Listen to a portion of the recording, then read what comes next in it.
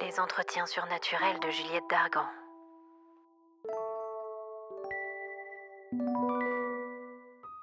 Chers amis, j'espère que vous allez bien.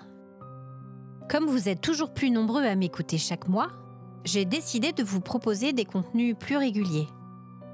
Le 10 de chaque mois, vous retrouverez toujours l'épisode Rencontre surnaturelle. Le 20 de chaque mois, je vous proposerai un making-of apportant un éclairage complémentaire sur l'histoire abordée dans l'épisode. Le 30 de chaque mois, un entretien surnaturel avec un invité dont j'ai envie de vous faire découvrir l'univers. Dites-moi si vous appréciez ce nouveau programme et n'hésitez pas à me suggérer vos idées de thèmes ou d'invités. Aujourd'hui, direction les salons du manoir pour une discussion au coin du feu avec mon invité du jour, The Dark Eyes, aka Philippe Soares Salgado. Fondateur du Frisson Festival, le premier événement littéraire dédié à l'horreur et au paranormal. Philippe a créé une marque de vêtements et un personnage assez intrigant et sombre, The Dark Eyes, et il nous rejoint au manoir pour nous en parler. Bonjour Philippe, je suis ravie de te recevoir aujourd'hui sur le podcast. On se suit un petit peu sur Instagram, on a discuté pas mal. Bonjour Juliette, merci de m'accueillir sur ton podcast, merci pour l'invitation. C'est Philippe Soares Salgado, voilà. Le nom complet. Que dire, j'ai 43 ans, 44 le mois prochain. Depuis l'enfance, j'ai regardé très tôt des films d'horreur, voilà. Je devais avoir, je sais pas, même pas 10 ans quand j'ai vu pour la première fois Halloween et que Michael Myers m'a fait halluciner. Enfin, ce personnage est tellement charismatique, tellement... Ouais. Il y a toujours ce petit débat gentil entre ceux qui ont préféré Jason, ceux qui ont préféré Freddy, ceux qui, voilà. Moi, c'est Michael Myers, de très loin. Le premier Halloween, hein. De toute façon, pour moi, il n'y a que celui-là. Hein. Il y a Halloween de 78, Halloween de Carpenter en 78. Pour moi, c'est un chef-d'œuvre.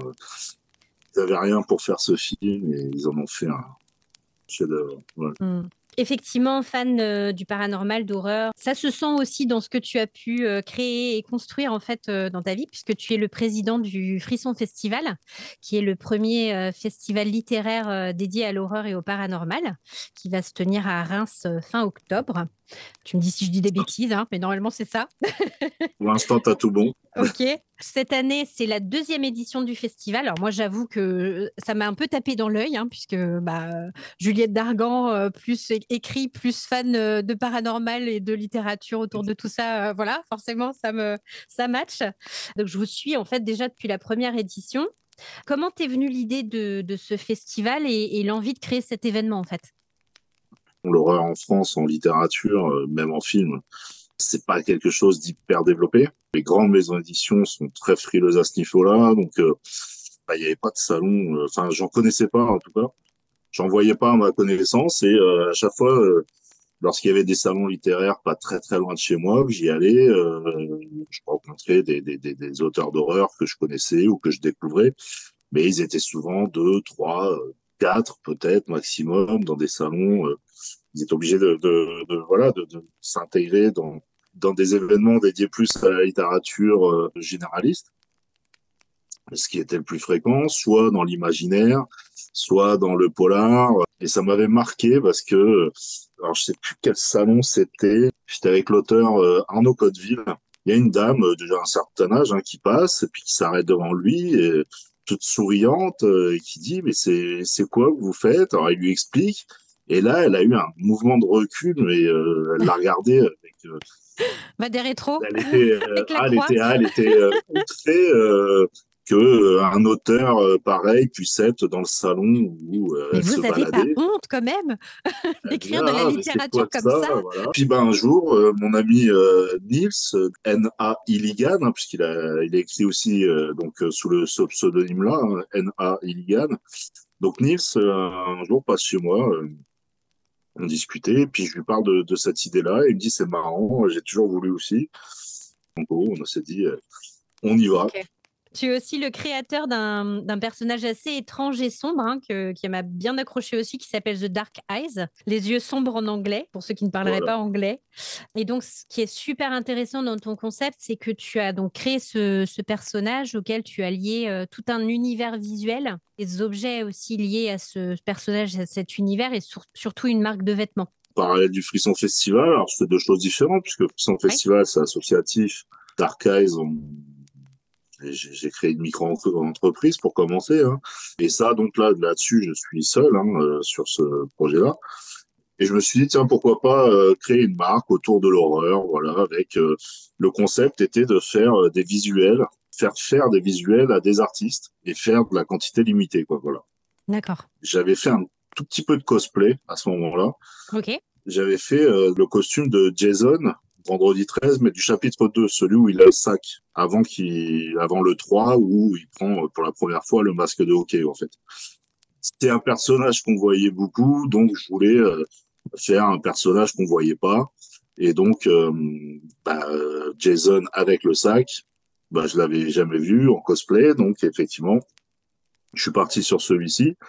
Et pour le deuxième costume, parce que les conventions sont sur un week-end, je voulais quelque chose qui existait pas, parce que bon, mon personnage préféré de très loin restera toujours Michael Myers. Mhm. Mais Michael Myers en cosplay, il y en a 15 par convention, quoi.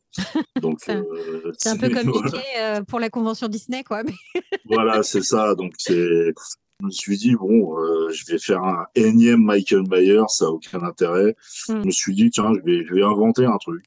Ouais. Et puis, donc, j'ai pris un masque de médecin de la peste, parce que je trouvais ça hyper glauque. J'ai toujours Mm. trouvé ce masque malaisant, très sombre, très dark, du coup. Ouais. Je voulais pas la version steampunk, comme on voit beaucoup, puisque sont très très beaux les costumes steampunk, mais on n'est plus dans l'horreur du coup. Je voulais vraiment une version plus effrayante. J'ai pris une cape de vampire et une toge noire de moine. Voilà. D'accord. Pour l'arme, j'ai pris un couteau de cuisine japonais. Qui tranche. Et d'ailleurs, je confirme parce que mon doigt s'en souvient encore. Ah, ok. Il tranche très très bien. Oui, oui. Il y a de mon sang et du sang de l'accessoiriste qui s'est coupé aussi avec, parce que c'est vraiment un vrai couteau de cuisine. C'est vraiment un couteau qui coupe très fort. Et ma première sortie avec, la veille, je vais me coucher, puis je commence à me dire, tiens, pour les photos qui sortiront demain, que je vais faire dans la convention avec ce costume, ça serait bien, quand je les posterai, de lui trouver un petit nom, comme il Ouais. n'existe pas. Ouais. Et me voilà couché. Et le matin, je me réveille, et là, ça fait déclic. Ouais. Et plutôt que d'appeler la marque tout simplement Dark Eyes, l'appeler The Dark Eyes, que ça soit le nom, du coup, de ce personnage. Et donc, ce matin-là, The Dark Eyes est né. Devant ton Le café. personnage est né. Et en discutant avec l'ami chez qui j'étais passé le week-end, qui est cosplayer lui-même, on parlait de courts-métrages, etc., de films. Et pourquoi pas essayer de faire un court-métrage sur ce personnage-là, quoi. Hmm. Et donc, je contacte Geoffrey Clostrio, qui est en Belgique. La convention, c'était en Belgique. Alors, il est écrivain, mais il avait travaillé sur des courts-métrages. Et je lui propose. Et il me dit, j'ai un ami réalisateur qui adore l'horreur. Et puis, le soir même, on échangeait des vocaux tous les trois. Donc, c'est Brandon Gotto, Ouais. réalisateur belge, chaud bouillant. Et nous voilà partis. Et donc, on a fait le tournage ici en un week-end, quoi. Voilà.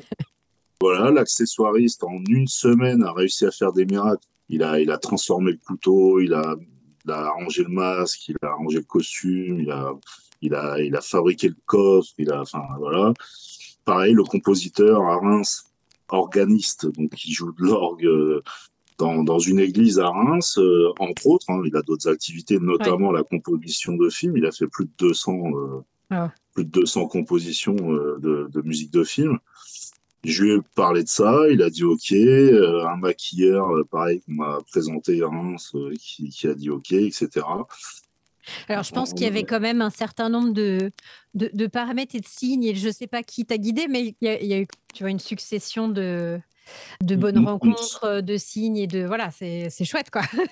Et puis, Une succession de gens passionnés qui se ouais, sont ouais. rencontrés et on est parti sur ce projet commun. Alors, voilà, je suis fier de ce qui a été Ouais. accompli avec aucun moyen, en à peine un week-end, avec des gens adorables qui, sans rien demander, Moi, je trouve que sont- c'est ça qui se retrouve le plus que pour le coup, je l'ai regardé effectivement, hein. Alors, outre la qualité, et effectivement, on sent vraiment la passion derrière, en fait, de chacun. Autant comme la musique de fin sur le générique qui amène une ambiance de dingue, quoi, et qui Ah, finit le truc en elle est beauté. superbe. Ouais, ouais, ouais. Belle surprise, quoi. En aussi peu de temps, c'est vraiment assez bluffant. Donc, c'est Brandon Gotto qui a bossé aussi sur Pandemonium, hein, dont tu m'avais envoyé le lien. Donc, Qui est extraordinaire, hein. ouais, ouais, ouais. Franchement, moi qui suis un peu une flippée de la life sur les possessions, je dois avouer que ouais, il a fallu que je m'accroche à la table, mais franchement, c'est top. Et en fait, moi, ce que j'aime dans ce qu'il fait, c'est que c'est pas une débauche d'effets spéciaux. Il joue tout sur la subtilité, sur la tension et l'image et les comédiens, en fait. Enfin, ça, ouais, c'est vraiment chouette, quoi. Donc, Ouais. vous vous êtes bien trouvés, en tout cas. Mais Brandon joue beaucoup avec l'atmosphère, avec Mm. l'ambiance, avec le court-métrage de Dark Eyes. On est tombé pile poil sur le week-end de mi-septembre, un week-end de grosse canicule. Ouais. Il faisait une chaleur insupportable. On a joué dans des conditions très très difficiles. Donc aujourd'hui, tu es en train de travailler sur un projet de long métrage, du coup, avec la même équipe, qui est plutôt pas mal avancée. Est-ce que tu veux nous en parler un petit peu plus? Voilà, je veux faire un long métrage.